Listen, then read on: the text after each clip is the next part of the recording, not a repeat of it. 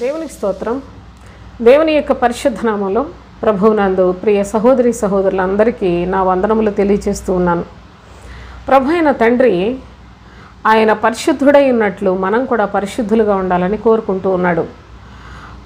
ఆయన ఆత్మస్వరూపుడు గనుక మన ఆత్మల క్షేమము కొరకే ఆయన ఈ లోకమునకు వచ్చి ఉన్నాడు అనే సత్యాన్ని కూడా ఈనాడు ప్రతి క్రైస్తవులు తెలుసుకున్నట్లయితే చాలా మంచిది. కానీ అది మరి క్రిస్మస్ అంటే ఏదో యేసుప్రభు మనల్ని అందరినీ సంతోషపెట్టే రోజుగా భావించుకుంటూ ఉన్నారు.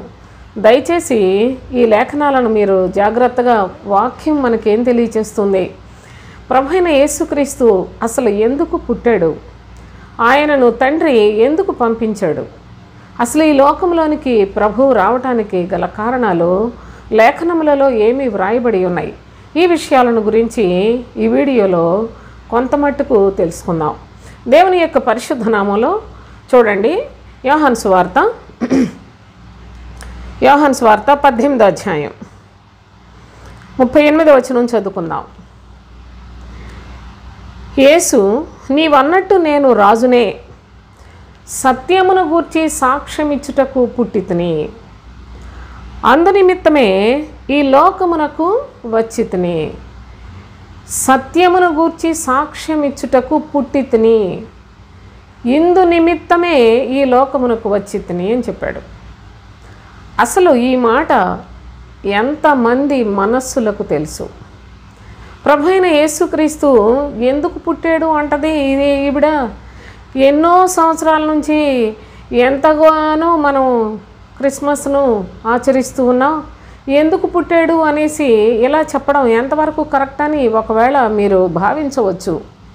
కానీ మనకు మనుషులు చెప్పిన మాటలా, లేక దేవాతి దేవుడే లేఖనములలో మనకు దయచేసిన మాటలు, వీటి యొక్క భావాలను మనం స్పష్టంగా తెలుసుకున్నట్లయితే మనము నిజముగా సృష్టికర్తను సంతోషపెట్టువారిగా బ్రతుకుతాం.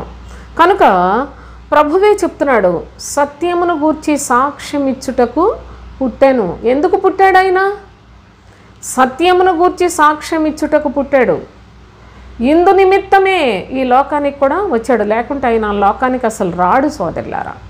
కనుక దేవుని యొక్క పరిశుద్ధ లేఖనాల్లో అసలు ఎన్నో ఎన్నో అనుభవాలు మనం జ్ఞాపకం చేసుకుందాం. కానీ వీటన్నిటికన్నా అత్యధికమైన ప్రాధాన్యత కలిగిన మరి ఈ మాట చూసినట్లయితే మనం చాలా తేటగా ప్రభు యొక్క చిత్తాన్ని తెలుసుకోగలం. చూడండి,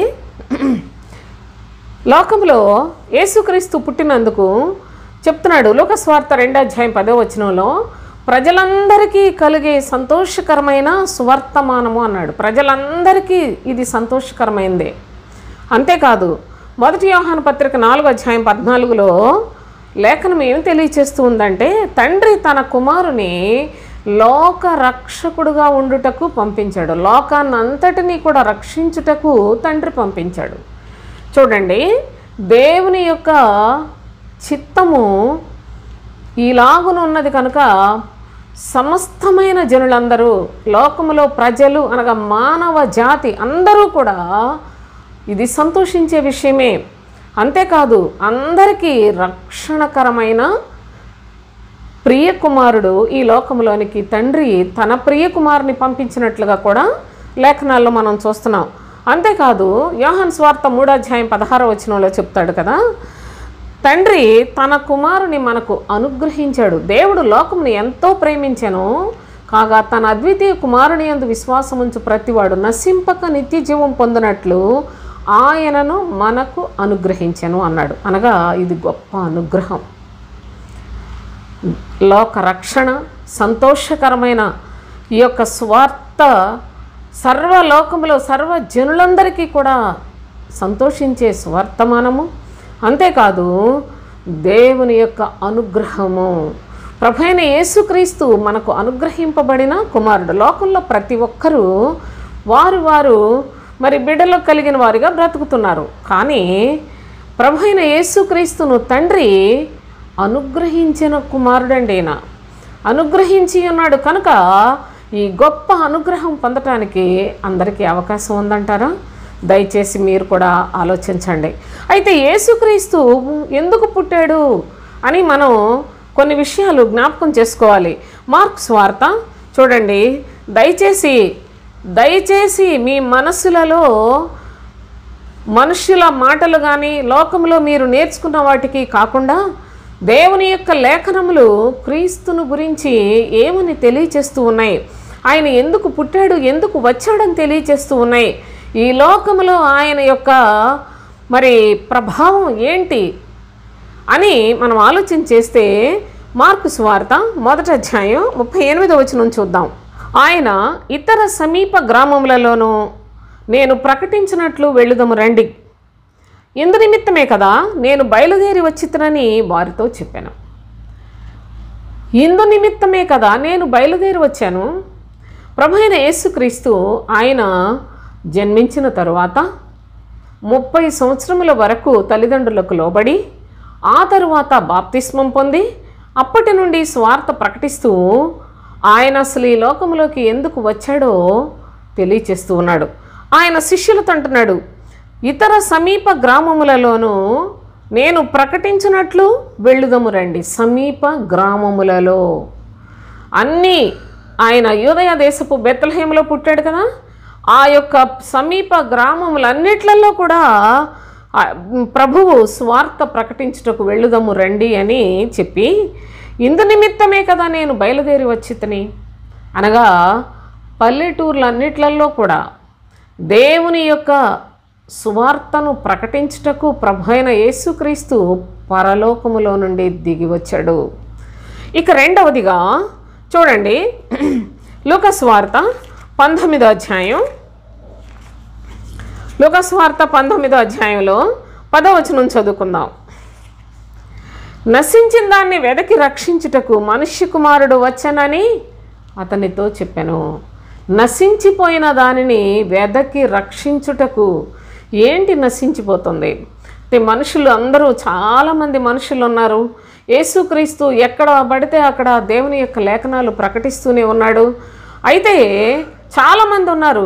ప్రభువు ప్రత్యేకించి చెప్తున్నాడు, నశించిన దానిని వెదకి రక్షించుటకు మనుష్య కుమారుడు వచ్చెను అన్నాడు. నశించిపోతున్నాయి ఆత్మలు సోదరులారా. ఆత్మలు మనుషులందరూ బయటికి బాగానే కనిపిస్తూ ఉన్నారు, ఆనాడు ఈనాడు కూడా. అయితే మనుషులందరూ కంటికి కనిపించే విధంగా ఆయన వారి యొక్క బాగోగుల కోసం ఈ లోకానికి రాలేదు. వారి ఆత్మలు చూడండి, మనలో శరీరము ఆత్మ ఉన్నాయి కదా. శరీరము ఎప్పటికైనా మన్నైపోయేదే, కానీ ఆత్మ యుగ యుగములు జీవించేది. నిజముగా శరీరముతో చేసిన ప్రతి క్రియ, అది మంచిదైనా కానీ చెడ్డదైనా కానీ తీర్పులోనికి వస్తాం. అయితే శరీరము దాని యొక్క స్వభావమును అనుసరించి జీవించు వారందరూ యుగ యుగములు మరి పాతాళములోనికి కాలిపోవుటకు వెళ్ళిపోతారు. అయితే ప్రభు యొక్క మాటను విశ్వసించి ప్రభు చిత్తానుసారముగా జీవించే వారందరూ కూడా నిత్య జీవం పొందుతారు, యుగ యుగములు ప్రభువుతో కూడా జీవిస్తారు. కనుక ఆత్మ ఎంత ప్రాముఖ్యమైందో చూడండి. అనగా శరీరము క్రియలు చేస్తుంది, ప్రతి పని చేసేది శరీరమే, చెడు కానీ లేకుంటే మంచి కానీ, అది పాపం కానీ లేకుంటే పరిశుద్ధంగా జీవించటం కానీ. శరీరముతో ఉన్నప్పుడు మనుషుని యొక్క క్రియలన్నీ కూడా శరీరమే కదా జరిగిస్తుంది. అయితే శరీరము చేసిన ప్రతి క్రియ అనుభవించేది ఆత్మ. ఈ ఆత్మ పాపంలో ఉండి లేకపోయినట్లయితే చెడుతనములో లేకుంటే దురలవాట్లకు దుర్నీతికి లోనైపోయి సాతాను ఇష్టమును నెరవేర్చుకునే ప్రజలందరూ వారి ఆత్మలను పోగొట్టుకుంటారు. కనుక ప్రభువు అందుకని నశించిన దానిని, అందరి ఆత్మలు చెడుతనాన్ని ఆకర్షిస్తూ ఉన్నాయి. మొట్టమొదట మనుష్యుడైన ఆదాము నుండి కూడాను మనుషులందరికీ పాపమే సంప్రాప్తించింది. కనుక అందరి ఆత్మలు కూడాను నశించిపోయే స్థితిలో ఉన్నాయి. కనుక నశించిన దానిని వెదకి రక్షించుటకు ప్రభువైన యేసుక్రీస్తు మనుష్య కుమారుడుగా లోకములోనికి వచ్చి ఉన్నాడు అని గ్రహించండి. ఇక మూడవదిగా చూసినట్లయితే యోహాను సువార్త 9వ అధ్యాయం, యోహాను సువార్త 9వ అధ్యాయంలో ప్రభువు చెప్పిన మాట స్పష్టంగా మనకు తెలియచేస్తున్నాడు. 39వ వచనం చదువుకుందాం. అప్పుడు యేసు, చూడని వారు చూడవలెను, చూడండి, చూడని వారు చూడవలెను, చూచువారు గ్రుడ్డివారు కావలెను అను తీర్పు నిమిత్తము నేను ఈ లోకమునకు వచ్చితినని చెప్పాను. చూడని వారు చూడాలట, చూచువారు గ్రుడ్డివారు కావాలట. ఇది తీర్పు అంట. ఈ తీర్పు కొరకు ఈ లోకంలోనికి వచ్చాడట ప్రభువైన యేసుక్రీస్తు. ఈ మాట అసలు వినడానికి ఎంత ఇబ్బందికరంగా ఉందో చూడండి. దేవుని యొక్క పరిశుద్ధ లేఖనాల్లో ప్రభువు చెప్పే ప్రతి మాట కూడా అక్షర రూపకముగా చాలామందికి విమర్శించడానికి ఉపయోగపడుతోంది. కానీ ప్రభు చెప్పే ప్రతి మాట ఆత్మ సంబంధమైనవి సోదరులారా. అందుకే ఆయన ఏమని చెప్తున్నాడంటే, యేసు, నీవు ఆయనను చూచుచున్నావు, నీతో మాట్లాడుచున్నవాడు ఆయనే అని. ఒక గ్రుడ్డివాన్ని బాగు చేసి, పుట్టు గ్రుడ్డివాన్ని బాగు చేసి, ఆ బాగు చేసిన వ్యక్తితో మాట్లాడుతూ ఉన్న సందర్భం. అయితే నీవు ఆయనను చూచుచున్నావు, నీతో మాట్లాడుచున్నవాడు ఆయనే అని ప్రభువు చెప్పాడట గ్రుడ్డివానితోటి కన్నులు వచ్చిన తరువాత. అంతటా వాడు, ప్రభువా, నేను విశ్వసించుచున్నానని చెప్పి ఆయనకు మ్రొక్కెను. అప్పుడు యేసు, చూడని వారు చూడవలెను, చూచువారు గ్రుడ్డివారు కావలెను అన్నాడు. అంతవరకు దేవుని గురించి కానీ దేవుని కుమారుని గురించి కానీ తెలియని ప్రజలందరూ కూడా ఎలాగైనా ప్రభువుని గురించి స్పష్టంగా తెలుసుకోవాలట. అంతేకాదు, మేము చాలా భక్తి కలిగిన వారము, మాకు చాలా భక్తులము, మాకెవరు ఏది చెప్పక్కర్లేదు అనుకునే మనస్సు కలిగిన వారు వారి దృష్టిలో మేము బాగా చూస్తున్నాం అనుకుంటారు. అలాంటి వారందరూ కూడా గ్రుడ్డివారు కావాలనని తీర్పు నిమిత్తమే యేసుక్రీస్తు లోకంలోనికి శరీరధారిగా వచ్చాడట. కనుక చూడని వారు చూచువారు, జాగ్రత్తగా చూడండి, చూడని వారు చూడాలట, చూచుచున్నామని చెప్పుకుంటున్నవారు గ్రుడ్డివారు కావాలట. నా ప్రియ సహోదరి సహోదరులారా, ఇది గొప్ప తీర్పు. ఈనాడు మనం గమనించినట్లయితే మాకు తెలియదు, ఇన్నాళ్ళు దేవుని విషయాలు తెలియదు అనే పరిస్థితులే లేకుండా సర్వలోకంలో కూడా సువార్త ఒకవైపు ప్రకటించబడుతూనే ఉంది. అయినప్పటికీ ప్రభు యొక్క సత్యాన్ని గ్రహించేవారు లేరు. యేసుక్రీస్తు ఈ లోకంలోనికి వచ్చి 2024 సంవత్సరములు మరి గతించిపోవడానికి సిద్ధంగా ఉన్నాయి. కానీ ఇప్పటికీ కూడా యేసు అంటే ఎవరో, క్రీస్తు అంటే ఎవరో తెలియకుండానే ఎంతోమంది సంఘాలు స్థాపించిన వారు, సంఘాలకు మూల స్తంభములని చెప్పుకొనుచున్న మరి పెద్ద పెద్ద భక్తులు అనిపించుకుంటున్న వారు కూడాను క్రీస్తుని గురించి చెప్పలేదండి. యేసు అని, ఆయన రక్షిస్తాడని, ఆయన క్షేమాన్ని ఇస్తాడని, ఆయన బాగు చేస్తాడని, ఆయన బాధలు తీసేస్తాడని, ఆయన కష్టాల్లో ఉన్న వాళ్ళకి లేకపోయినట్లయితే ఆదరిస్తాడని, రోగులకు స్వస్థత కలుగు చేస్తాడని ఈ భాషనే చెప్పుకుంటున్నారు. కానీ అనగా యేసునందలి సువార్తను మాత్రమే చెప్పుకుంటున్నారు. కానీ క్రీస్తుని గురించి చెప్పేవారు ఎక్కడున్నారు? క్రీస్తుని గురించి చెప్పడం ఏంటి అనగా పరలోకము కొరకు ఈ లోకములో శరీరమును దాని ఇచ్చలతోటి సిలువ వేయాలి అని అపోస్తులు ఏనాడో ప్రకటించారు. ఎప్పుడో అపోస్తులుడైన పౌలు చాలా తేటగా ఈ సంగతులన్నిటినీ వ్రాసిపెట్టాడు. కానీ వాటి ఛాయలకు వెళ్ళరు. అవి బోధిస్తే ప్రజలు దేవుని దగ్గరికి రారండి. మాయమాటలు, ఇప్పుడు ఈ శరీర క్షేమం కొరకు చెప్పే మాటలన్నీ మాయమాటలు, అబద్ధ బోధలే. ఈ బోధలైతే ప్రజలు చాలామంది వస్తారు. కనుక ప్రజలు ఈనాడు వారి యొక్క దుస్థితి ఎంత హీనస్థితికి దిగజారిపోయిందంటే, ప్రభు ఆనాడు తీర్పు చెప్పాడు చూసారా, చూడని వారు చూడాలట, చూచువారు గ్రుడ్డివారు కావాలన్నట్టు అను తీర్పు నిమిత్తము. ఇది తీర్పు. ఈ తీర్పు నిమిత్తము ఆయన ఈ లోకమునకు వచ్చి ఉన్నాడు. జాగ్రత్తగా ఆలోచించేయండి. ఈ లోకంలోనికి యేసు ప్రభువు వచ్చాడని చెప్పి చాలామంది నిజంగా ఇప్పటికీ పాకలు లాంటివి వేసి ఆ పాకల్లో ఏదో ఒక రకంగా మరి డెకరేట్ చేసి అక్కడ యేసు ప్రభు చిన్న బాలుడుగా ఉన్నట్టు చూపించటానికే ఇప్పటికీ కూడా ప్రజలు ఇష్టపడుతున్నారు. కానీ లేఖనములు ఏం చెప్తున్నాయి? ప్రభు అసలు ఈ లోకంలోనికి ఎందుకు వచ్చాడు, ఆయన అసలు ఎందుకు పుట్టాడు, ఈ సత్యాన్ని విశ్వాసముతో గ్రహించి వెంబడించేవారు చాలా అరుదుగా ఉన్నారనే సత్యాన్ని దేవుని యొక్క పరిశుద్ధ లేఖనాల్లో జ్ఞాపకం చేసుకునండి. అయితే వాక్యం మనకు తెలియచేస్తూ ఉంది, చూచువారు మాకు ఏమీ తెలియదు అని ప్రభువును చూచే కన్నులు కావాలని ఆశించే వారికి ఆయన మరి కన్నులు ఇస్తాడట. అయితే మాకు అన్నీ తెలుసు, మాకు చాలా భక్తి ఉందనుకుంటున్న వారికి వారిని గ్రుడ్డి వారిని చేస్తున్నాడు. వారు ఎన్నటికీ క్రీస్తును చూడలేని నిజంగా దౌర్భాగ్యపు స్థితిలో ఉన్నారు అని అట్టి వారందరినీ గ్రుడ్డి వారిని చేయాలని ఆ తీర్పు నిమిత్తమే ఆయన ఈ లోకమునకు వచ్చితిని అని చెప్పెను. ఆయన యొద్దనున్న పరిసయ్యులలో కొందరు ఈ మాట విని మేమును గ్రుడ్డివారమా అని అడిగిరి. చూసారా, పరిసయ్యులు వెంటనే ఈ బోధకులు, పరిసయ్యులు అంటే బోధించేవారు, వాళ్ళు అడుగుతున్నారు మేమును గ్రుడ్డివారమా అని పరిసయ్యులు అడుగుతున్నారట ప్రభువుని. అందుకు యేసు, మీరు గ్రుడ్డివారైతే మీకు పాపము లేకపోవును, కానీ చూచుచున్నామని మీరిప్పుడు చెప్పుకొనుచున్నారు కనుక మీ పాపము నిలిచి ఉన్నది అని చెప్పాడు.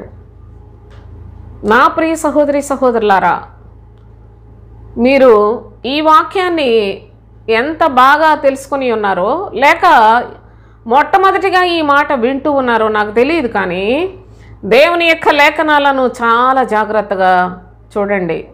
దేవుని యొక్క కృప మీకు తోడై ఉంటేనే కానీ వీటిని గ్రహించలేరు. చూడండి, పరిసయ్యులు అడుగుతున్నారు, ఏంటి ప్రభా, ఏంటి బోధకుడా, మేము గ్రుడ్డివారమా అని అడుగుతున్నారు.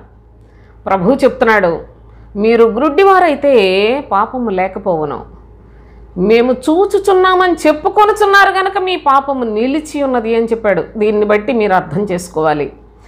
ఈనాడు మాకన్నీ తెలుసు అనుకొని బోధకులైపోయి వెర్రవీగి అతిశయంతో గర్వంతో వారు ఎంతో శరీర సంబంధమైన వారి యొక్క మరి పోకడంతా మనం చూస్తున్నప్పుడు వాళ్ళు ఏదో పెద్ద భక్తుల్లాగా అనుకుంటున్నారు, కానీ వారి పాపము నిలిచి ఉంటుంది. ఏమీ తెలియని వాడు, ఒక గ్రుడ్డివాడు తాను స్వస్థత పొంది ప్రభువును చూచినప్పుడు ప్రభువు చెప్తున్నాడు, చూడని వారు చూడాలి, చూచువారు గ్రుడ్డివారు కావాలి అనే తీర్పు నిమిత్తము నేను ఈ లోకమునకు వచ్చి తిని అని చాలా స్పష్టంగా తెలియచేస్తూ ఉన్న అనుభవం మనం ఇక్కడ గమనిస్తున్నాం. ఇక 4వదిగా యోహాను సువార్త 10వ అధ్యాయం 10వ వచనాన్ని చదువుకుందాం.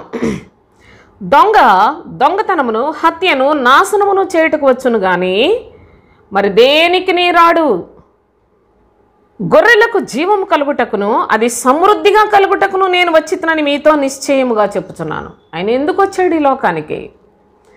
ఆయన ఎందుకు పుట్టాడు ఈ లోకములో? నా ప్రియ సహోదరి సహోదరుడా, నేడైనను మీ జీవితాల్లో ఈ లేఖనములను జాగ్రత్తగా గమనించండి. దొంగతనమును హత్యను నాశనమును చేయుటకు వచ్చును. దొంగ ఎవడి దొంగ? ప్రభువు ఆయన ఎందుకు వచ్చాడో చెప్పాడు, గొర్రెలకు జీవము కలుగుటకును అది సమృద్ధిగా కలుగుటకును నేను వచ్చి ఉన్నాను అంటున్నాడు. అయితే ప్రభు అయిన యేసుక్రీస్తు పేరు చెప్పుకొని చాలామంది దొంగలు బయలుదేరారు. వాళ్ళు యేసు నామంలోనే దేవుని యొక్క సేవకులమంటారు, పరిచారకులమంటారు, బోధకులమంటారు, అయ్యగారులు అంటున్నారు. వాళ్ళు నానా విధములుగా మనుషుల మధ్యలో తమను తామే హెచ్చించుకొనుచున్న గ్రుడ్డివారు. ఈ గ్రుడ్డి వాళ్ళ యొక్క జీవితంలో పాపముతో నింపబడిన వారు దొంగలుగా ఏమవుతారండి? దొంగ ఎందుకు వస్తాడు? ఎందుకు దేవుని సేవ చేస్తున్నాడో తెలుసా? ఈ దొంగ పాస్టర్లు ఎందుకు దేవుని సేవ చేస్తున్నారో తెలుసా? వీళ్ళు దొంగతనమును హత్యను నాశనము చేయుటకు సేవకులైపోయారు. అనగా దేవుని ప్రజలను హత్య చేసేది పాస్టర్లే, దేవుని ప్రజలను దోచుకునే దొంగలు పాస్టర్లే. అంతేకాదు నాశనము చేసేది కూడా వారే సోదరులారా. అందుకే ప్రభు చాలా స్పష్టంగా చెప్తున్నాడు. మరి నేనెందుకు వచ్చానో తెలుసా? గొర్రెలకు జీవము కలగాలి. నా గొర్రెలు నశించిపోతున్నాయి, అవి దోచుకొనబడుతున్నాయి, అవి హత్య చేయబడుతున్నాయి. నేను నా గొర్రెలకు జీవము కలుగుటకు అది సమృద్ధిగా కలుగుటకు వచ్చి ఉన్నాను అని ప్రభువు చాలా చక్కగా చెప్పాడు. గత దినాల్లో నేను ఈ యొక్క వీడియోను మీకు చాలా వివరాలతోటి చెప్పి ఉన్నాను సోదరులారా. దయచేసి లేఖనాల్లో మీరు చూసినట్లయితే ప్రభువు స్పష్టంగా చెప్తున్నాడు, దొంగతనమును, హత్యను, నాశనమును చేయటకు వచ్చును కానీ మరి దేనికి నీ రాడు. వాళ్ళు అసలు దేవుని యొక్క సేవ చేయటానికి రాలా. ఈనాడు సేవకులు చాలామంది దేవుని యొక్క రాజ్యం కొరకు దేవుని పిల్లలను సిద్ధపరచుటకు రాలేదు. కానీ వారి యొక్క చెడుతన ప్రదర్శనం ఎంత ఘోరంగా ఉంటుందో. దొంగతనము, హత్య, నాశనం. ఇక ఎంతకంటే గొర్రెలను ఇంకా నాశనం చేసే పద్ధతి ఏముంటుంది? కనుక ప్రభు అయిన యేసుక్రీస్తు ఆయన గొర్రెలకు జీవము కలుగుటకు వచ్చి ఉన్నాడు. కనుక దేవుని యొక్క లేఖనాల్లో జాగ్రత్తగా చూడండి. యోహాను సువార్త 6వ అధ్యాయం 5వ పాయింట్ చెప్తున్నాను మీకు. యోహాను సువార్త 6వ అధ్యాయం 38వ వచనం చదువుకుందాం. నా ఇష్టము నెరవేర్చుకున్నట్టుకు నేను రాలేదు, నన్ను పంపిన వాని చిత్తము నెరవేర్చుటకే పరలోకము నుండి దిగివచ్చి తిని. పరలోకములో నుండి ప్రభువు ఎందుకు దిగి వచ్చాడు? అసలు ఈ లోకంలోనికి ఆయనకు ఏం పని ఉండి వచ్చాడు? కేవలము తండ్రి చిత్తమును నెరవేర్చుటకు ఆయన ఈ లోకములోనికి దిగి వచ్చాడు. పరలోకము నుండి నా ఇష్టమును నెరవేర్చుకున్నట్టుకు నేను రాలేదు. లోకంలో మనం బ్రతుకుతూ ఉన్నాం. మనం ఏ చర్చి అంటే ఆ చర్చికి వెళ్ళిపోతున్నాం. లేకపోయినట్లయితే మనం ఎలా ఉండాలంటే ఉంటున్నాం, ఏం చేయాలంటే చేస్తున్నాం, ఏం మాట్లాడాలంటే మాట్లాడుతున్నాం. అంత మన ఇష్ట ప్రకారంగా జరుగుతూ ఉంది. కానీ ప్రభువైన యేసుక్రీస్తు ఆయన తన ఇష్టాన్ని నెరవేర్చుకున్నట్టుకు ఈ లోకంలోనికి రాలేదండి. కేవలము నన్ను పంపిన వాని చిత్తమును నెరవేర్చుటకే. నన్ను పంపిన వాని చిత్తమును పంపిన తండ్రి ఆయన ఏది మాట్లాడమంటే అది మాట్లాడాడు, ఏది చెయ్యమంటే అది చేశాడు. సర్వలోక రక్షకుడిగా నా కుమారుడిని నేను పంపించానని మనం మొదట్లోనే చదువుకున్నాం. అయితే సర్వలోక రక్షణార్థమై ఆ ఘోరమైన శిలువ యాతన అనుభవించి చనిపోయి తిరిగి లేచి ఆయన పునరుత్థానుడై సర్వజనులకు జీవాన్ని ఇవ్వాలి, రక్షణను కలుగు చేయాలి అని పంపించాడు. ఆ తండ్రి యొక్క చిత్తమును నెరవేర్చుటకే ఈ లోకములోనికి పరలోకము నుండి దిగివచ్చి ఉన్నాడు సోదరులారా. అంతేగాని లోకంలో ఏదోటి స్వస్థతలు చేసి, అద్భుతాలు చేసి, సూచక్రియలు చేసి వీటన్నిటినీ ఆయన వాటితోటే సరిపెట్టుకోలేదు. ఆయన చివరికి శిలువ మరణం పొందినట్లుగా కూడా చూస్తున్నాం. అయితే ప్రస్తుత కాలంలో ఏం జరుగుతుందంటే అందరూ పాస్టర్లు సులభమైన పద్ధతులు ఎంపిక చేసుకున్నారు.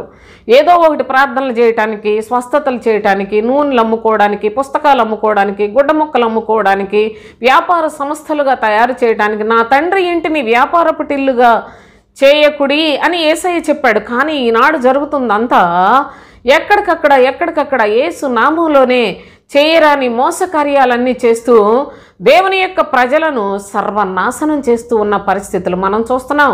వీళ్ళు చేసేది శరీరంలో శ్రమ పడుట అనేది అసలు వీళ్ళకి ఎప్పటికీ అసలు వాళ్ళు ఆ ఛాయలకు కూడా రారు. ఎందుకంటే వాళ్ళు శరీరం అందు చాలా చక్కగా కనపడాలని కోరుకుంటారు, వాళ్ళు చాలా ఘనపరచబడాలని కోరుకుంటారు, వాళ్ళు బాగా ధనాపేక్షతోటి వాక్యాలు చెప్తారు, ధనాపేక్షను కప్పి పెట్టుకొని బయటికి దేవుని మాటల్లాగా చెప్తారు. ఈ మాటలన్నిటితోటి ప్రజలను హత్య చేస్తారు, నాశనం చేస్తూ ఉన్నారు. కనుకనే ప్రభువైన యేసుక్రీస్తు శరీరధారిగా పరలోకములో నుండి ఈ లోకమునకు దిగి వచ్చిన దేవుని కుమారుని యొక్క అనుభవములు ఆయన ఎందుకు వచ్చాడో ఆయనే చెప్తున్నాడు. ఈనాడు బోధకులందరూను ఏదో ఒకటి డ్యాన్స్లు వేసి, పాటలు పాడి, ఏదో రకరకాల క్రొత్త బట్టలతోటి చర్చీలు, పెద్ద పెద్ద చర్చీలు ఏవో అలంకరించుకుని వీటితోటి వాళ్ళ ఇష్టాన్ని మీకు రుద్దుతున్నారు. కానీ వాళ్ళ ఇష్టాన్ని వాళ్ళు నెరవేర్చుకుని మిమ్మల్ని మోసం చేస్తున్నారు. కానీ ప్రభువైన యేసుక్రీస్తు తండ్రి ఇష్టాన్ని నెరవేర్చుటకు లోకములోనికి వచ్చాడు. తండ్రి చిత్తమును నెరవేర్చుటకు లోకములోనికి వచ్చాడు. ఏంటి తండ్రి చిత్తం? ఏంటి తండ్రి చిత్తం అని ఎప్పుడైనా ఆలోచన చేసి నా తండ్రి చిత్తాన్ని నెరవేర్చే చక్కని క్రైస్తవ జీవితాన్ని నేను కలిగినప్పుడే నా ప్రభువు ఈ లోకంలోనికి వచ్చినందుకు ఆయన నేను సంతోషపెట్టిన బిడ్డగా ఉంటానని మీ జీవితాల్లో మీరు ఆలోచన చేస్తే చాలా మంచిది. చూడండి, నేను అందుకనే నన్ను పంపిన వాని చిత్తము నెరవేర్చుటకు పరలోకంలో నుండి దిగి వచ్చానని చెప్పుకున్నాడే కానీ నా ఇష్టమును నెరవేర్చుకున్నటకు రాలేదు. నిజముగా ఆయన ఎంతోమంది దూషించారు, ఎంతో దుర్భాషలాడారు, నిన్ను ఎన్నోసార్లు చంపేయాలనుకున్నారు. కానీ ప్రభు ఎప్పుడు ఎక్కడ ఎవరితోటి ఏ విషయంలో కూడా ఆయన వారిని ఏదో చేసేద్దాం అనుకోలేదు. లేకపోతే పరలోకంలో నుండి దిగివచ్చిన నన్ను ఇలాగ మాట్లాడుతున్నారని ఆయన వారి మీద కోపం తీర్చుకోలేదు. కానీ తండ్రి చిత్తము అనగా సిలువ మరణము పొందుటకే లోకంలోనికి వచ్చాడు ప్రభు అయిన క్రీస్తు. అలాంటి క్రీస్తు ఆయనకట జన్మదినం చేస్తున్నారట. జన్మదినం, ఈ జన్మదినం చేసి క్రైస్తవులకి ఒకే ఒక పండుగ, ఈ పండుగను కూడా వాళ్ళు చేసుకోకుండా నీలాంటి వ్యక్తులు వాళ్ళని పాపం ఇబ్బందులు పెడుతున్నారు, అయితే నీ విలువ తగ్గించుకుంటున్నావు అని పెట్టాడు ఈ మధ్యలో ఎవరో ఒక వ్యక్తి. అయితే నా ప్రియ సహోదరి సహోదరులారా, ఇలాంటి దొంగ ప్రేమ చూపించే వాళ్ళు చాలామంది ఉంటారు. మీ ఇంట్లో మీ పుట్టినరోజులు చేసుకోలేదా, బైబిల్లో ఉందా అంటూ ఉన్నాడు. చాలా యుక్తి కలిగిన కామెంట్ పెట్టాడు, చాలా యుక్తితోటి. ఆ యుక్తి అనేది సాతాను యొక్క లక్షణం. నా ఇంటిలో పుట్టినరోజులు చేసుకుంటున్నామో లేదో, నాకు నా కుటుంబంలో అలాంటివి జరుగుతున్నాయో లేవో తెలిసి మాట్లాడా? లేకపోయినట్లయితే బైబిల్లో అది లేదు అని చెప్పినప్పుడు యేసుక్రీస్తుకి ఎందుకు పుట్టినరోజు చేయాలి, పుట్టినరోజు పండుగ జరుపుకోవాలి అని ఎందుకు మాట్లాడుతూ ఉన్నాడు? చాలా యుక్తిపరుడు సోదరులారా. లోకమంతా ఇలాంటి యుక్తిపరులతో నిండిపోయి ఉంది. ఎందుకంటే లోకాధికారి అపవాది కనుక, వాడు కూడా ఆది నుంచి నరహంతకుడు గనుక, యుక్తిపరుడు గనుక, అబద్ధికుడు గనుక వాడి మనుషులే విస్తారమైపోయారు. కానీ ప్రభువు నామములో ప్రభువు కొరకు ఏమాత్రము ఆలోచించేవారు లేరు అని స్పష్టముగా వారి వారి క్రియలను బట్టి మనం చూడగలం. అంతేకాదు, ఒకానొక దినాన ప్రభు అయిన యేసుక్రీస్తు అడిగాడు, నేను ఎవరినని ప్రజలు చెప్పుకుంటున్నారు? అయ్యా, శిష్యులతో అడిగినప్పుడు శిష్యులు అన్నారు, నీవు ప్రవక్త అంటున్నారు, లేకపోయినట్లయితే బాప్తిస్మిచ్చి యోహాన్ అంటున్నారు, రకరకాలుగా చెప్పుకుంటున్నారు. మరి మీరైతే నేనేమనుకుంటున్నారు? నీవు సజీవుడవైన దేవుని కుమారుడవైన క్రీస్తువు అని చెప్పాడు పేతురు. అప్పుడు ప్రభు అన్నాడు, సీమోను బరియోనా, నీవు ధన్యుడవు, ఇది పరలోకమందున నా తండ్రి నీకు బయలుపరిచాడే కానీ ఇది మనుషుల వల్ల తెలియపరచబడింది కాదు. కనుక ఇదిగో పరలోక రాజ్య తాళపు చెవులు నీకు ఇస్తున్నానని చెప్పాడు ప్రభు అయిన యేసుక్రీస్తు పేతురుతో. కొంతసేపు అయిపోయిన తర్వాత ప్రభువు ఆయన సువార్త చెప్పే ధోరణిలో ఆయన ఏం చెప్పాడంటే, మనుష్య కుమారుడు పాపుల చేతకు అప్పగింపబడతాడు, ఆయనను సిలువ వేస్తారు అని ఆ విషయాలు జరగబోయేవి చెప్తున్నాడు. వెంటనే అదే అపోస్తులుడైన పేతురు ఆయన అంటున్నాడు, ప్రభువా అది నీకు దూరమగునుగాక అన్నాడు. ఏమన్నాడు యేసయ్య? మీలో చాలామందికి తెలిసే ఉంటుంది, తెలియదని నేను చెప్పట్లేదు, కానీ జ్ఞాపకం చేయటం నా విధి. ఏం చెప్పాడు యేసయ్య? సాతానా నా వెనుకకు పొమ్ము అన్నాడు. నీవు మనుషుల సంగతులనే తలంచుచున్నావు, కానీ దేవుని యొక్క సంగతులు ఆలోచించటం లేదు. నేనైతే నా తండ్రి చిత్తమును నెరవేర్చటకి ఈ లోకమునకు వచ్చి ఉన్నాను. పరలోకములో నుండి బయలుదేరి ఇక్కడికి ఎందుకు వచ్చాను అనుకుంటున్నారు? నా యొక్క సౌఖ్యానికి, నా క్షేమానికి, నా శరీర సుఖానికి రాలేదు. నా తండ్రి ఇష్టమును నెరవేర్చుటకే నేను వచ్చాను. నా తండ్రి ఇష్టం ఏంటో తెలుసా? ప్రవక్తల ద్వారా ఎప్పటి నుండో మాట్లాడాడు. ప్రవక్తలందరూ కూడాను ప్రభువు సిలువ వేయబడతాడనే సత్యాన్ని తెలియచేశారు. నేనిప్పుడు అది జరగబోయే పరిస్థితులు మీకు నేను చెప్తుంటే అది నీకు జరగకుండానుగా అంటావేంటి? సాతానా నా వెనుకకు పొమ్ము అన్నాడు. కనుక శరీర క్షేమం గురించి పేతురు అబ్బా ఎంత బాగా నా మీద ప్రేమ ఉంది అని మనకులాగా ప్రభు ఆలోచించలా. ఆయన పరిశుద్ధుడు, నా శరీర క్షేమాన్ని గురించి ఆలోచిస్తున్నాడు కనుక ఇతను సాతాను అన్నాడు. అర్థం చేసుకోవాలి మీరు చాలా జాగ్రత్తగా. కనుక మనం ఏమనుకుంటామంటే చిన్న కష్టం ఏదన్నా వస్తే మన తల్లిదండ్రులు బంధువులు అందరూ కూడా అయ్యో ఇలాగైంది అలాగైంది అలా రాకుండా ఉంటే బాగుండు ఇలాగ జరగకుండా ఇలాగా వాళ్ళందరికీ మన మీద చాలా ప్రేమని మనం చాలా భావిస్తాం. కానీ ఆత్మ నియమములో పరిశుద్ధుడైన ప్రభువు ఆయన శరీర క్షేమం గురించి మాట్లాడితే ఎంత మాత్రము సహించడు. ఈ లోకములో శ్రమపడుటయే తండ్రి చిత్తం. విశ్వాసి అయినప్పటికీ సంతోషంగా సరదాగా ఉల్లాసంగా గడిపేది క్రైస్తవ జీవితం కాదండి. అందుకే అపోస్తులైన పేతురు చాలా చక్కగా చెప్పాడు, క్రీస్తు శరీరమందు శ్రమపడెను గనుక మీరు కూడా అనగా విశ్వసించిన మీరు కూడా ఆయన వలె శ్రమపడాలి అనే మనస్సును ఆయుధముగా ధరించుకొనుడి అని చెప్పాడు. దేవుని యొక్క సన్నిధిలో ఒక దినాన శ్రమ రాకూడదు నీకు అనుకున్న పేతురు పరిశుద్ధాత్మ శక్తిని పొందినవాడై ఉండి క్రీస్తు ఏ విధముగా శరీరమందు శ్రమపడ్డాడో మీరు కూడా శరీరమందు శ్రమపడాలి అనే మనస్సు కలిగి ఉండండి అని అనేక శ్రమలు అనుభవించిన వాడై విశ్వాసులందరికీ కూడా సాక్ష్యం ఇస్తూ ఉన్నారు సోదరులారా. కనుక దేవుని యొక్క పరిశుద్ధ లేఖనాల్లో నా ఇష్టము నెరవేర్చుకున్నటకు నా ప్రభువుని నేను అంగీకరించలేదు, ఆయన చిత్తమును నెరవేర్చుటకే నేను ఆయన కుమార్తెగా లేక కుమారునిగా నేను జీవించాలి అనే మనస్సును కలిగి ఉంటారని పరలోకములో నుండి ఆయన దిగి వచ్చాడు. జ్ఞాపకం చేసుకునండి. ఇక ప్రభువు 6వదిగా చూస్తే యోహాను సువార్త 12వ అధ్యాయం 47 చూడండి దయచేసి. ఎవడైనను నా మాటలు వినియు వాటిని గైకొనకుండిన ఎడల, చూడండి, ఎవడైనను నా మాటలు వినియు వాటిని గైకొనకుండిన ఎడల నేను అతనికి తీర్పు తీర్చను. నేను లోకమునకు తీర్పు తీర్చుటకు రాలేదు గాని లోకమును రక్షించుటకే వచ్చితిని. లోకమును రక్షించుటకే వచ్చితిని.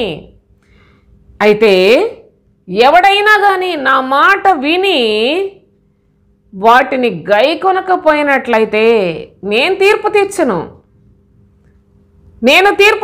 కానీ లోకమును రక్షించుటకే నేను వచ్చాను అని చెప్పాడు. మరి తీర్పు తీర్చే పని చూడండి, ఇంతకుముందు మనం చదువుకున్నాం, చూడని వారు చూడాలి, చూచువారు గ్రుడ్డివారు కావాలని నన్ను తీర్పు నిమిత్తము ఈ లోకమునకు వచ్చితిని అని చెప్పాడు. అంటే మనుషులలో వారి వారి యొక్క స్థితిగతులను బట్టి ప్రభు యొక్క కార్యములు జరిగిస్తాడు. జాగ్రత్తగా చూడండి. ఇక్కడేం చెప్తున్నాడు, ఎవడైనాను నా మాటలు విని వాటిని గైకొనకుండా ఎడలా నేను అతనికి తీర్పు తీర్చను. నేను లోకమునకు తీర్పు తీర్చుటకు రాలేదు కానీ లోకమును రక్షించుటకే వచ్చితిని. మరి తీర్పు ఎవరు తీరుస్తారు? చూడండి, నన్ను నిరాకరించి నా మాటలను అంగీకరింపని వానికి తీర్పు తీర్చువాడొకడు కలడు. నేను చెప్పిన మాటయే అంత్యదినమందు వానికి తీర్పు తీర్చును. అసలు నేను అంటాడు, నా మాట అంటున్నాడు. ప్రభువు స్పష్టంగా చెప్పిన మాటలండి ఇవి. నేనేమి క్రొత్తగా మీకేదో చెప్పేవి కావండి. దయచేసి ఆలోచన చేయండి. నేను ఎవడైనా కానీ ఈ లోకంలోనికి నా తండ్రి నన్ను ఎందుకు పంపించాడంటే లోకమును రక్షించుటకే. అయితే ఎవడైనా నా మాట విని వాటిని గైకొనకుండిన ఎడల, వాటిని గనక అనుసరించి జీవించకపోయినట్లయితే నేనేం తీర్పు తీర్చను. అందరూ మామూలుగానే ఉంటారు. ఈ రోజున ప్రజలందరినీ మీరు చూడండి, దేవుని సేవకులని పెద్ద పెద్ద హంగామాగా తిరుగుతున్న ప్రజలు, ఆ పాస్టర్లను చూడండి, వాళ్ళందరూ కూడా తీర్పు ప్రస్తుతం ఏం జరగదు, ఏం తీర్చటం లేదట ప్రభువు. ఎవడైనాను నా మాటలు విని వాటిని గైకొనకుండిన ఎడల నేను వానికి తీర్పు తీర్చను. నేనైతే లోకమును రక్షించుటకే వచ్చానని చెప్పాడు. అయితే తీర్పు తీర్చుటకు ఎవరికి అధికారం ఉంది? ఎవరు తీర్పు తీరుస్తారు అంటే నేను చెప్పిన మాట తీర్పు తీరుస్తుందన్నాడు. దేవుని మాట ఎంత బలమైందో చూడండి. ప్రభువు ఈ లోకంలోనికి వచ్చి ఆయన శరీరధారిగా తన శరీరమందు శ్రమను అనుభవించి వెళ్ళిపోయాడే కానీ తీర్పు తీర్చేది ఆయన మాట అనే సత్యాన్ని ఎవరైనా మనసును పెడుతున్నారా? ఆయన మాటలు ఎంత బలమైనవో చూడండి. ఆయన వెళ్ళిపోయాడు కానీ ఆయన మాట మన మధ్యలోనే ఉన్నాయి. ఆయన మాటలన్నీ కూడా మన మధ్యలో ఉన్నాయి. ఈ మాటలు మీరేదో అనుకుంటున్నారు పుస్తకంలో రాసినట్టు, మామూలుగా ఏదో ఒకటి ఏ దేశానికి వెళ్తే ఆ లాంగ్వేజ్లో బైబిల్ ఉంది, ఏదో ఒకటి రాసి ఉంటుంది, అదొక బుక్ లాగా అనుకుంటున్నారు. కానీ ఇది మామూలు పుస్తకాలు కావు సోదరులారా. ఇవి తీర్పు తీర్చే మాటలతో కూడిన పరిశుద్ధ బైబిల్ గ్రంథం. దయచేసి ఈ మాటలు మీ హృదయంలో ఎంత విస్తారంగా భద్రపరుచుకొని వాటిని అనుసరించి జీవించితే అంత ధన్యులు. అందుకే చెప్తున్నాడు, నేను చెప్పిన మాటయే అంత్యదినమందు వానికి తీర్పు తీర్చును. ప్రస్తుతం అందరు మామూలుగానే ఉంటారు. అంత్యదినమున ఈ మాటలే, ఈ నా మాట వినని వారందరికీ కూడా తీర్పు తీరుస్తుందని చాలా స్పష్టంగా ప్రభువు తెలియచేస్తున్నాడు. చూడండి, ఇక 7వదిగా మత్తయి సువార్త 9వ అధ్యాయం 13వ వచనం చదువుకుందాం. అయితే నేను పాపులను పిలువ వచ్చి తిని కానీ నీతిమంతులను పిలువ రాలేదు. ఆయన ఎందుకు వచ్చాడు? పాపులను పిలువ వచ్చాడు, నీతిమంతులను పిలువ రాలేదు. వైద్యుడు రోగులకే కానీ ఆరోగ్యవంతులకు కాదు కదా.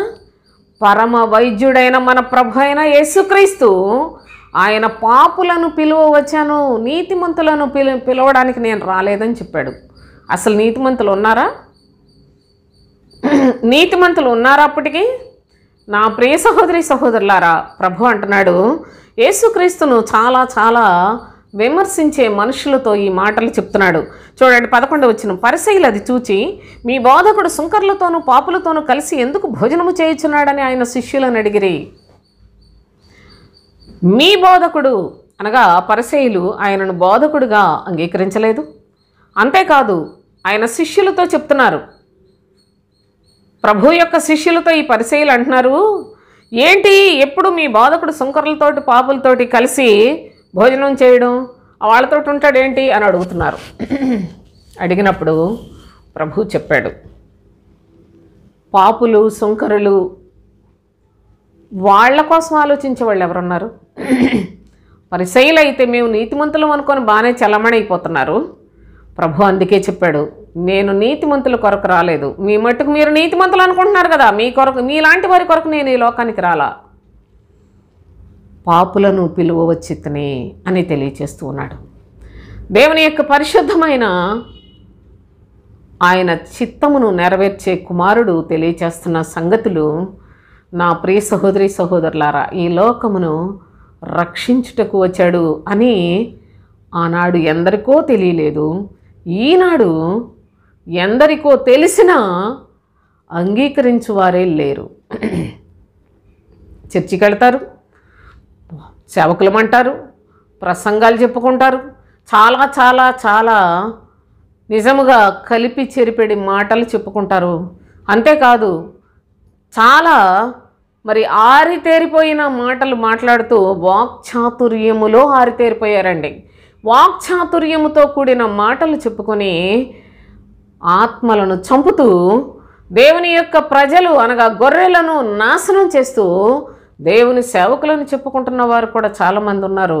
కానీ ఈనాడు దేవుని సేవ చేస్తున్నాం అనుకుంటూ ఎక్కడ పడితే అక్కడ 10 మంది ఉంటే ఒక చర్చి పెట్టేయటం, పనికి మాలిన పిచ్చి చేష్టలన్నీ చేసుకొని వాళ్ళ ఇష్టానుసారంగా జీవిస్తూ దేవుని యొక్క సన్నిధిలో ఏదో పెద్ద భక్తుల్లాగా ప్రార్థనలు చేయటానికి, ప్రజల దగ్గర మన్ననలు పొంది వాళ్ళ గౌరవాలు పొంది తిండిపోతూ కుక్కల్లాగా తిరగటానికి బోలెడు మంది తయారైపోయారు. కానీ సోదరులారా, నిజముగా పాపులను పిలువ వచ్చిన ప్రభువును గురించి ఎంతమంది పాపులైన వారిని పరిశుద్ధులుగా తయారు చేసి పరలోకానికి సిద్ధపరుస్తున్నారు ఆలోచించండి. ప్రభు అయిన యేసుక్రీస్తు చెప్తున్నాడు, నేను నీతిమంతులను పిలవటానికి రాలేదు, మీలాంటి వేషధారులు నీతిమంతులు అనుకుంటున్నారే వాళ్ళ కొరకు నేను రాలేదు. ఎన్నిక లేని ప్రజలు, పాపులైన ప్రజలు, సుంకరులైన వాళ్ళు మీరు చీచీ అనుకుంటూ అంటరాని వాళ్ళ కింద చూస్తున్నారే, వాళ్లను రక్షించుటకు వచ్చాను అని చాలా స్పష్టంగా తెలియచేస్తున్నట్లు లేఖనాల్లో మనం చూస్తున్నాం. ఇక 8వదిగా మార్కు సువార్త 10వ అధ్యాయం 45వ వచనం చదువుకుందాం. మనుష్య కుమారుడు పరిచారము చేయించుకొనుటకు రాలేదు గాని పరిచారము చేయుటకును అనేకులకు ప్రతిగా విమోచన క్రయధనముగా తన ప్రాణము ఇచ్చుటకును వచ్చెననెను. మనుష్య కుమారుడు, దేవుని కుమారుడు లోకములోనికి శరీరధారిగా వచ్చి ఉన్నాడు, మనుష్య కుమారునిగా. అందుకే చెప్తున్నాడు, మనుష్య కుమారుడు పరిచారము చేయించుకొనుటకు రాలేదు కానీ పరిచారము చేయుటకును అనేకులకు ప్రతిగా విమోచన క్రయధనముగా తన ప్రాణమును ఇచ్చుటకును వచ్చెననెను. ఏ కారణాలతోటి యేసుక్రీస్తు ఈ లోకంలోనికి వచ్చాడో ఆ కారణాలన్నిటినీ విడిచిపెట్టేసి వాటన్నిటినీ బోధించుకొనటం మానివేసి క్రిస్మస్ అని యేసు ప్రభు పుట్టాడు హల్లెలూయా అనుకొని యేసు ప్రభు పుట్టాడు అని ఏదో ఏదో ఏదో పిచ్చి పనులన్నీ చేసుకుంటూ వెళ్ళిపోతున్నారు. ఇది పండుగ అనుకుంటున్నారు. నా ప్రియ సహోదరి సహోదరులారా, దీన్ని పండుగ అనలేదు ప్రభు, అసలు ఇది మహా సంతోషకరమైన సువర్తమానము అని చెప్పాడు. మహా సంతోషకరం, ప్రజలందరికీ సంతోషించే గొప్ప క్రియ. ఎందుకనగా ఈ రక్షకుడు లేకపోయినట్లయితే లోకంలోనికి రక్షణ లేదు. ప్రభు అయిన యేసుక్రీస్తు ఈ లోకానికి రాకపోయినట్లయితే సత్యము లేదు. అంతా అబద్ధము అబద్ధము అబద్ధముతోనే నిండిపోయిన లోకంలోనికి సత్యమును గూర్చి సాక్ష్యం ఇచ్చుటకు వచ్చాడు. సాక్షిగా దేవుని కుమారుడు పరలోకంలో నుండి దిగివచ్చాడు.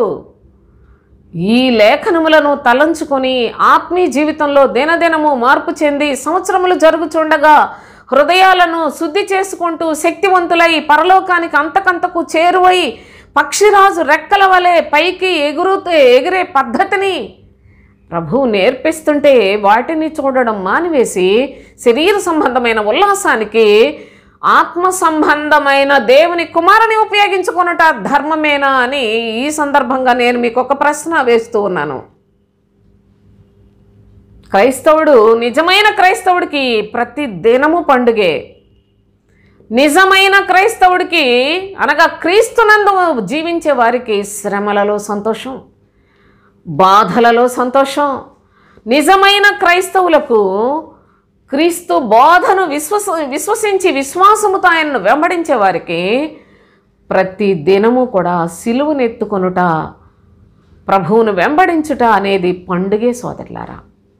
కానీ యేసుక్రీస్తు ఆయన అత్యున్నతమైన సింహాసనాసీనుడై యుగయుగములు ఏలే న్యాయాధిపతి అయ్యున్న యేసుక్రీస్తుని ఎప్పటికీ కూడా ఏదో విధంగా డ్యాన్సులేసి సంతోషించి పండుగలు చేస్తారా?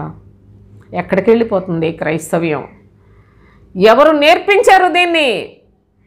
ఎవడు చొరబడ్డాడు క్రైస్తవ్యంలో?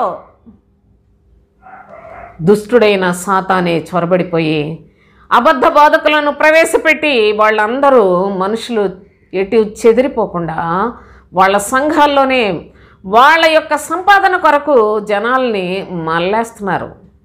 అంతేగాని దేవుని కొరకు పనిచేసేవాళ్ళు కాదు, దేవుని పుట్టినరోజును చేసుకునేవాళ్ళు కారు సోదరులారా. దయచేసి ఈ లేఖనాలు మీరు వీటన్నిటినీ గమనిస్తారని ఆశిస్తూ ఉన్నాను.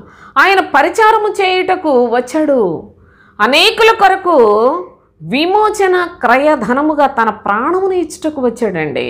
ఆయన అందుకొచ్చాడు. లేకపోయినట్లయితే ఆయన ఈ లోకంతో ఆయనకేం పని లేదు సోదరులారా.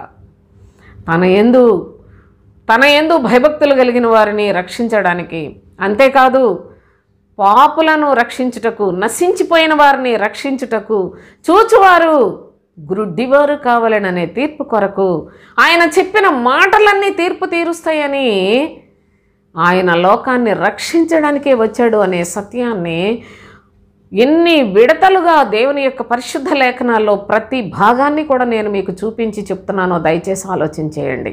అంతేకాకుండా దేవుని యొక్క ప్రేమ చేత ఇక 9వదిగా మనం చూసినట్లయితే లూకాసు వార్త 12వ అధ్యాయం 49వ వచనం చదువుకుందాం. నేను భూమి మీద అగ్ని వేయవచ్చితిని, అది ఇదివరకే రగులుకొని మండవలనని ఎంతో కోరుచున్నాను.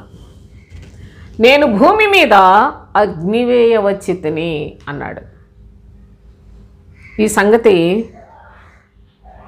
ఎంతమంది ఈ మాటలు చదివి ప్రభువును దూషించారో. నిజంగా మతోన్మాదులు వాళ్ళు కూడా బైబిల్ చదివితే వాళ్ళకి ఎలాగ అర్థమవుతుంది? ఆ యేసు ప్రభు అందరికీ విరోధం పెడతాడు అనేసి ఎంతో రకరకాలుగా దుర్భాషలాడుతున్న ప్రజలను కూడా చూస్తూ ఉన్నాం. అయితే ఆత్మ సంబంధమైన సంగతులు శరీర సంబంధికి అర్థం కావు. అంతేకాదు, గ్రుడ్డివానికి త్రోవ చూపినట్లయితే ఇద్దరు గుంటలో పడతారని గ్రుడ్డి బోధకులకు అర్థం కాదు సోదరులారా, వేషధారులైన బోధకులకు అర్థం కాదు. దేవుని యొక్క సత్యాన్ని మనోనేత్రం తెరిచిన వారే చూడగలరు, గ్రహించగలరు, విశ్వసించగలరు. చూడండి, ఇక్కడ చెప్తున్నాడు, నేను భూమి మీద అగ్నివేయ వచ్చితిని అన్నాడు. భూమి అనగా దేవుని ప్రజలు. దేవుని ప్రజలు అనగా దేవుని నమ్ముకొని దేవుని యొక్క సన్నిధికి వెళుతున్న ప్రజల మధ్యలో అగ్ని వేస్తాడా? ఎంత మోసమండి యేసు ప్రభు అనేవాళ్ళు లేకపోలేదు. నా ప్రియ సహోదరి సహోదరులారా, భూమి మీద అగ్నివేయ వచ్చితిని, అది ఇదివరకే రగులుకొని మండవలనని ఎంతో కోరుచున్నాను. అయితే నేను పొందవలసిన బాప్తిస్మం ఉన్నది, అది నెరవేరు వరకు నేను ఎంతో ఇబ్బంది పడుచున్నాను. నేను భూమి మీద సమాధానం కలుగు చేయవచ్చితనని తలంచుచున్నారా? తలంచకండి, భేదమునే కలుగు చేయవచ్చితని అని మీతో చెప్పుచున్నాను. ఎందుకు వచ్చాడు యేసుక్రీస్తు? ఎందుకు వచ్చాడు అంటే ఏంటి ఈ భేదం, ఏంటి ఈ అగ్ని? దయచేసి మీరు కూడా ఆలోచించండి. నేను భేదమునే కలుగు చేయవచ్చితని అంటున్నాడు, నేను అగ్ని వేయవచ్చాను అని చెప్తున్నాడు. యేసు ప్రభు అగ్ని ఎక్కడ వేశాడండి? భూమి మీద. జాగ్రత్త. అనగా దేవుని యొక్క ప్రజలు భూమి, దేవుని యొక్క ప్రజల మధ్యలోనే అగ్ని వేశాడు, లోకంలో కాదు. లోకస్తులతో ఆయనకు పని లేదు. చూడండి, ఆయనను అంగీకరించిన వారితో ఆయనకు పని లేదు. ఆయన అంగీకరించిన వారు చాలా పరిశుద్ధులుగా ఉండాలి, అది ఆయన కోరుకుంటూ ఉన్నాడు. చూడండి, ఏంటి ఈ భేదం, ఏంటి ఈ అగ్ని అంటే 52వ వచనం, ఇప్పటి నుండి ఒక ఇంటిలో 5 వేరుపడి ఇద్దరికి విరోధముగా ముగ్గురును, ముగ్గురికి విరోధముగా ఇద్దరును ఉందురు. ఒక ఇంట్లో 5 ఉన్నారు. ప్రభు లేఖనం కూడా ఎంత కరెక్ట్గా చెప్పాడు చూడండి. 5 ఉన్నారట, ఇద్దరికి విరోధంగా 3 ఉంటారట, ముగ్గురికి విరోధంగా 2 ఉంటారట. ఇది అగ్ని అన్నాడు. ఇదే భేదము అని చెప్పాడు ప్రభు. ఆయన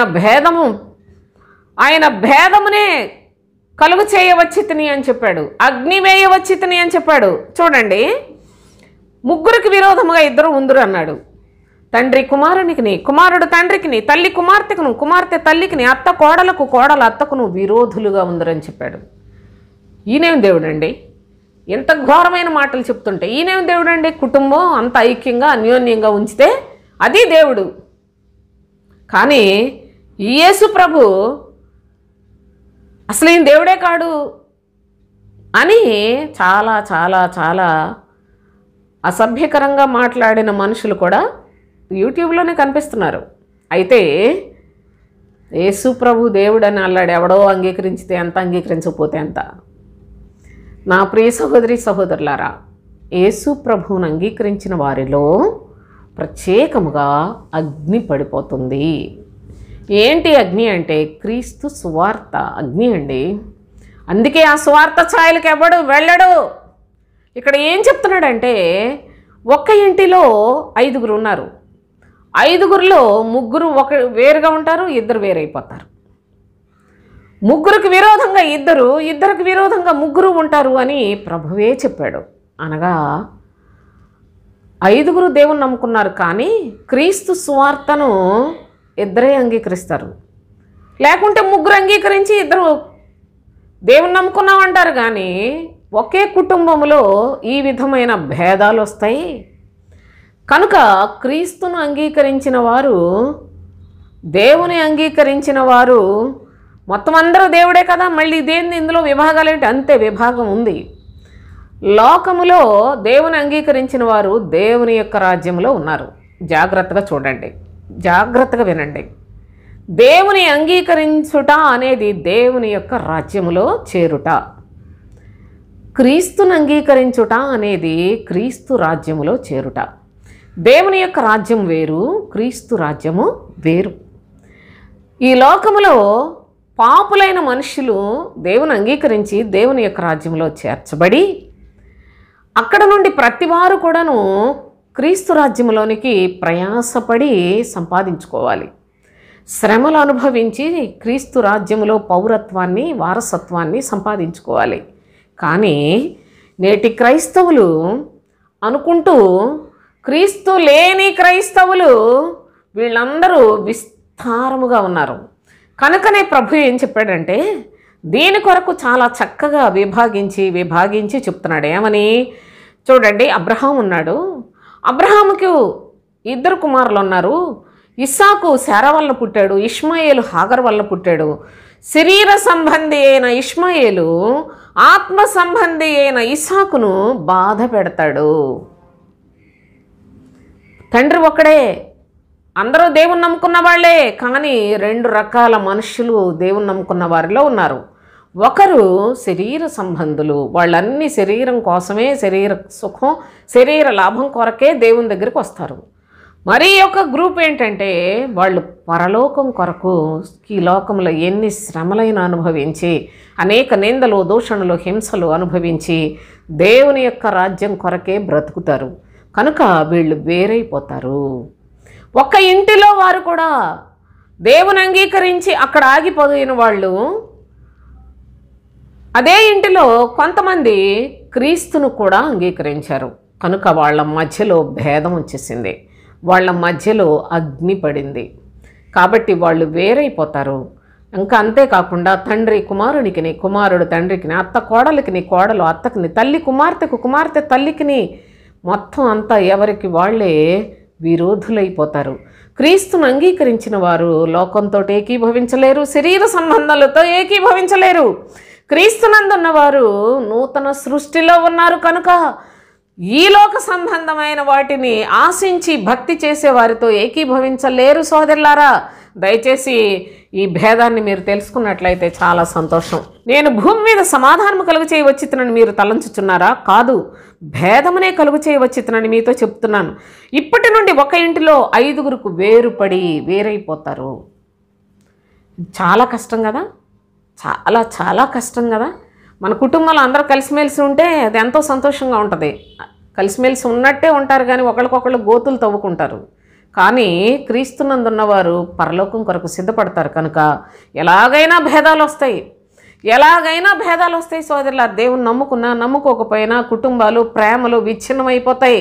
అవి రోజు రోజుకి అంతకంతకు మొదట్లో ఎంతో అసలు మా అన్నదమ్ములు లేకపోతే ఉండలేమనుకున్న మనుషులు వాళ్ళు లోకస్తులైనప్పటికీ రాను ఒకళ్ళ మధ్య ఒకళ్ళకి చాలా భేదాభిప్రాయాలు వస్తాయి, చాలా విరోధ భావాలు వస్తాయి. చూస్తున్నాం కదా, లోకంలో ఆస్తుల కోసం ఎలా కొట్టుకుంటున్నారో చూస్తున్నాం. ధనవంతులకు తిప్పలు తప్పవు, ఎలాంటి వాళ్ళకైనా భేదాలు రాకపోవు, పేదవాడికి కూడా తప్పదు సోదరులారా. అయితే క్రీస్తును అంగీకరించటం వలన ఈ భేదాలు రావటం మరి ధన్యత కదా.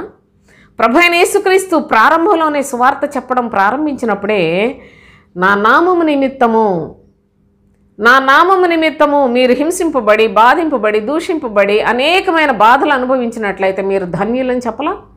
కనుక ఆ ధన్యకరమైన జీవితాన్ని కలిగి ఒక ఇంటిలో కొందరు అంగీకరిస్తారు, కొందరు అంగీకరించరు. ముగ్గురికి విరోధంగా ఇద్దరికి విరోధంగా ముగ్గురు ఉంటారని తల్లి అంగీకరించిందనుకో క్రీస్తును, కుమార్తె అంగీకరించకపోతే వాళ్ళిద్దరికీ విరోధమే. అత్తగారు అంగీకరించి కోడలు అంగీకరించకపోతే ఇద్దరికీ విరోధమే. ఇలాంటి పరిస్థితులన్నీ ప్రభువైన యేసుక్రీస్తు చెప్తున్నాడు. ఈలాగు భేదము కలుగు చేయవచ్చాను అని చెప్తున్నాడు. నేను అగ్ని వేయవచ్చితిని, అది ఇదివరకే రగులుకొని మండవలనని ఎంత కోరుచున్నాను. అనగా నేను సిలువ వేయబడిన తరువాత అప్పుడు ఈ సువార్త మీ అందరి జీవితాల్లోకి కూడాను తప్పకుండా వస్తుంది, అగ్ని సువార్త అన్నాడు. అందుకే ఇది ఇరుకు మార్గములో ప్రయాణం చేయట చాలా కష్టంగానే ఉంటుంది, కానీ దాని యొక్క అంతము నిత్య జీవం సోదరులారా. కనుక దేవుని యొక్క శ్రేష్టమైన సంగతులు ఈ విధంగా మనకు ప్రభు జ్ఞాపకం చేస్తున్నాడు. ఇదే సందర్భాన్ని చూడండి, మత్తయి సువార్తలో కూడా చదువుకుందాం.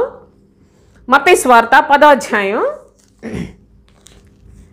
10వ అధ్యాయంలో 34, 35 వచనాలు చూడండి. నేను భూమి మీదకి సమాధానం పంపవచ్చితునని తలంచకుడి, ఖడ్గమునే గాని సమాధానమును పంపుటకు నేను రాలేదు. ఒక మనుషునికిని వాని తండ్రికిని, కుమార్తెకును ఆమె తల్లికిని, కోడలికిని ఆమె అత్తకును విరోధము పెట్టవచ్చితనే అన్నాడు. కాబట్టి మీరు అంగీకరించినా అంగీకరించకపోయినా వాక్యము సత్యం. ఇన్ని లేఖనములు ప్రభు అయిన యేసుక్రీస్తు పరలోకములో నుండి ఈ లోకమునకు ఎందుకు దిగివచ్చాడు, ఆయన అసలు లోకములో ఎందుకు పుట్టాడు అనే సత్యమును నేను మీకు తెలియచేశాను. బైబిల్లో ఉన్న వాక్యమే చెప్పాను, కానీ నా సొంత అక్షరమైన నేను ఒక్కటి కూడా మీకు చెప్పలేదు. అలాంటప్పుడు ఈ లేఖనాలన్నీ కూడాను ప్రభువు ఆయన ఇష్టానుసారంగా జీవించటానికి కుమారుడే తండ్రి చిత్తాన్ని నెరవేరిస్తే ఎందుకు పనికిమాలిన మనలాంటి వాళ్ళని ప్రేమించి దయచూపి కనికరించి ఆయన సన్నిధికి తెచ్చి ఆయన పిల్లలుగా ఏర్పాటు చేసుకొని ఆయన ఇంతగా మనలను కనికరిస్తే మనము మన స్వార్థానికి మనం దేవుణ్ణి నమ్ముకుంటాం, లోకంలో మన బంధాలన్నీ కూడా కావాలి అనుకోవటం అది తప్పు కాదా? దేవుని యొక్క సత్యాన్ని గ్రహించండి. సత్యమును గూర్చి సాక్ష్యం ఇచ్చుటకు పుట్టి తిని అందునిమిత్తమే ఈ లోకమునకు వచ్చి తినని చెప్పాడే ప్రభువు. ఆయన సత్యమును గూర్చి సాక్ష్యం ఇస్తాడు. ఆయన నమ్ముకున్న వాళ్ళు మాత్రం అబద్ధాన్ని నమ్ముకుంటారా? లోకాన్ని నమ్ముతారా? లోక సంబంధమైన బంధాలు కావాలా? లోక సంబంధమైన ప్రేమలతోటి మోసకరమైన మీ భక్తితో మీ ఆత్మలను మీరే చంపుకోవటానికి యేసు ప్రభు జన్మదినాలని పండుగలు చేస్తున్నారా? నా ప్రియ సహోదరి సహోదరులారా, ఆలోచన చేయండి. ప్రభు అయిన యేసుక్రీస్తు ఆయన ఈ లోకంలోనికి ఎందుకు వచ్చాడు అనే సత్యాన్ని మనం ఇంతవరకు జ్ఞాపకం చేసుకున్నాం కదా. మరి దేవుని యొక్క పరిశుద్ధ గ్రంథంలో ప్రభు అయిన తండ్రి అసలు తన ప్రియ కుమారుని ఎందుకు ఈ లోకంలోనికి పంపించాడు అనే సత్యాన్ని కూడా మనం ఆలోచించవలసిన అవసరతను చూడండి. మనం పండుగ చేసుకోవలసిన సందర్భాన్ని, పండుగ అని ప్రత్యేకించి లేఖనములు చెప్తున్న సందర్భాన్ని కూడా నేను ఇక్కడ మీకు జ్ఞాపకం చేసి ముందుకెళ్తాను. చూడండి ఏం చెప్పాడు. కొరింథీయులకు రాసిన మొదటి పత్రిక 5వ అధ్యాయం 6 నుంచి చూడండి. మీరు అతిశయపడుట మంచిది కాదు. పులిసిన పిండి కొంచెమైనను ముద్దంతయు పులిచేయునని మీరు ఎరుగరా? మీరు పులిపిండి లేనివారు గనుక క్రొత్త ముద్ద అవుటకై ఆ పాతదైన పులిపిండిని తీసి పారవేయుడి. ఇంతేకాక క్రీస్తు అను మన పస్కా పశువు వధింపబడెను.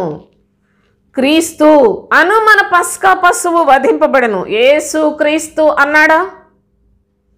క్రీస్తు అను మన పస్కా పశువు వధింపబడెను గనుక పాతదైన పులిపిండితోనైనను దుర్మార్గతయు దుష్టత్వమును అను పులిసిన పిండితోనైనను కాకుండా నిష్కాపట్యమును సత్యము అను పులియని రొట్టెతో పండుగ ఆచరింతము. మీ హృదయములలో నిష్కాపట్యము సత్యము అనే చక్కని మరి సత్క్రియలతో కూడిన లక్షణములు ఎప్పుడైతే మీ జీవితంలో వస్తాయో అప్పుడు పులియని రొట్టెతో, అది పులియని రొట్టె, ఆ పులియని రొట్టెతో పండుగ ఆచరించే చక్కని పద్ధతిని ప్రభు లేఖనాల్లో ఉంచాడు. యేసుక్రీస్తు పుట్టినప్పుడు ఇదిగో జనులందరికీ కలుగబో సంతోషకరమైన సువర్తమానము అని ప్రకటన చేశాడు ప్రభు దూత. కానీ ఇక్కడైతే అపోస్తులుడైన పౌలు చెప్తున్నాడు, పులియని రొట్టెతో పండుగ ఆచరించండారా. అది మీరు చేయవలసింది. క్రైస్తవ జనాంగమా, మీరు ఏదో పండుగలు అనుకొని వెళ్ళిపోవటం కాదు. సత్యము నిష్కాపట్యము మీ హృదయములలో నివాసము చేసినట్లయితే అట్టివారు చక్కని పండుగ ఆచరించే పరిశుద్ధమైన జీవితంతో ప్రభువును సంతోషపెట్టండి అనే విధంగా తెలియచేస్తున్నాడు. అయితే తండ్రి ఈ లోకమునకు క్రీస్తును ఎందుకు పంపించాడు? ఆయన పంపించాడు, నేను వచ్చి తిని అని ఇప్పటి వరకు యేసయ్య చెప్పిన మాటలు డైరెక్ట్గా మనం చదువుకున్నాం.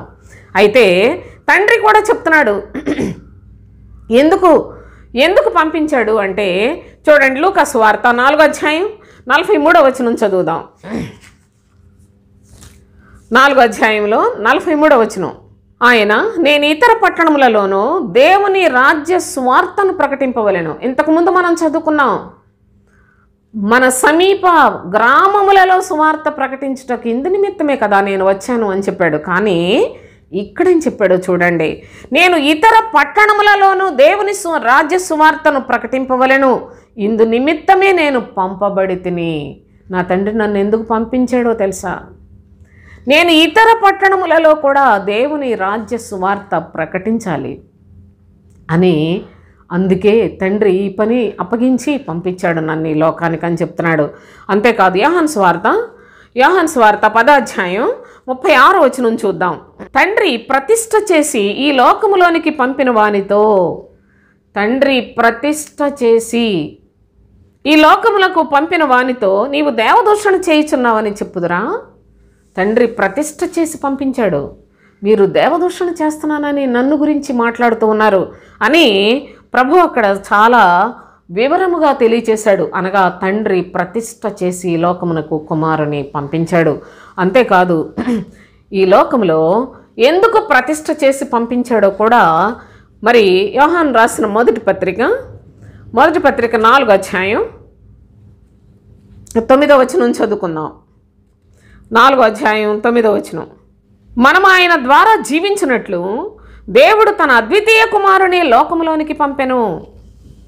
చూడండి, మనము ఆయన ద్వారా జీవించాలని, క్రీస్తునందు విశ్వాసం ఉంచిన ప్రతివారు జీవించాలని, ఆయన ద్వారా జీవించినట్లు దేవుడు తన అద్వితీయ కుమారుని లోకములోనికి పంపెను.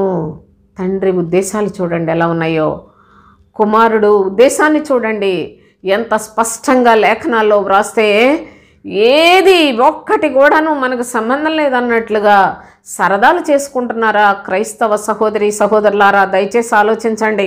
అంతేకాదు ఇక్కడ మరి ఒక అనుభవాన్ని కూడా ప్రభు తెలియచేస్తున్నాడు. చూడండి, 1 యోహానులోనే 3వ అధ్యాయం 8వ వచనం చదువుకుందాం. అపవాది మొదట నుండి పాపము చేయుచున్నాడు గనుక పాపము చేయువాడు అపవాది సంబంధి, అపవాది యొక్క క్రియలను లయపరచుటకే దేవుని కుమారుడు ప్రత్యక్షమాయెను. అపవాది యొక్క క్రియలు లయపరచుటకు దేవుని కుమారుడు ప్రత్యక్షమయ్యాడు. దేవుని కుమారుడు ప్రత్యక్షమనగా సడన్గా ఈ లోకంలోనికి వచ్చాడు. అందుకే ఆయన హఠాత్తుగా తన ఆలయంలోనికి వచ్చును. ఆయన వచ్చు దినమును ఎవరు ఓర్వగలరు, ఎవరు సహింపగలరు అని వ్రాశాడు ప్రవక్త. ప్రత్యక్షుడయ్యను. అంత మాత్రమే కాదు, దేవుని యొక్క సన్నిధిలో ప్రభువు చెప్తున్న ఈ యొక్క అనుభవాలు మనం చూసినట్లయితే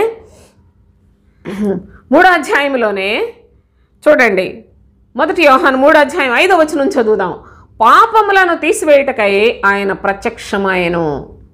చూడండి, పాపములు తీసివేయుటకు ప్రభు అయిన క్రీస్తు ప్రత్యక్షుడయ్యాను. కనుక ఈ లోకములో మన ప్రభువు వంటి వారు ఎవరైనా ఉన్నారా? లోకాన్ని రక్షించడానికి వచ్చినవాడు ఆయనగాక మరెవరున్నారు? లోకానికి ఏ మూలకి దేవతలని దేవుళ్ళని పేరు పెట్టుకున్న వారు ఎందరో ఉన్నారు సోదరులారా. ఒక దేశానికి, ఒక ప్రాంతానికి, ఒక రకమైన ప్రజలకు దేవుళ్ళుగా చలామణి అయిపోతున్న వాళ్ళు ఎందరో పుట్టుకొచ్చేసారు. కానీ సృష్టికర్త దేవాతి దేవుడు తన ప్రియ కుమారుడైన క్రీస్తు యేసును ఈ లోకంలోనికి పంపించిన కారణాలు మనం చూసాం. అంతేకాదు ప్రభువు ఎందుకు దిగి వచ్చాడో కూడా చాలా స్పష్టంగా తెలియచేసిన అనుభవాలు కూడా మనం ఇంతవరకు లేఖనాల్లో చూసాం. నా ప్రియ సహోదరి సహోదరులారా, దయచేసి లేఖనాలను చూడండి. మనుషుల యొక్క మాటలు, ఈ బోధకులు అనబడుతున్న వాళ్ళు, వీళ్ళకి అసలు సాక్ష్యం లేని మనుషులు, వీళ్ళందరూ కూడా దేవుని యొక్క పరిశుద్ధమైన నామములో చొరబడిపోయిన వారు, వారు హత్యను, నాశనమును, దొంగతనము చేయటానికి వచ్చిన వారు కోకొల్లలో ప్రభు యొక్క రాజ్య సువార్తను ప్రకటించుటకు, ప్రభు చిత్తమును నెరవేర్చుటకు క్రీస్తు యేసు లోకములోనికి వచ్చి ఉన్నాడు.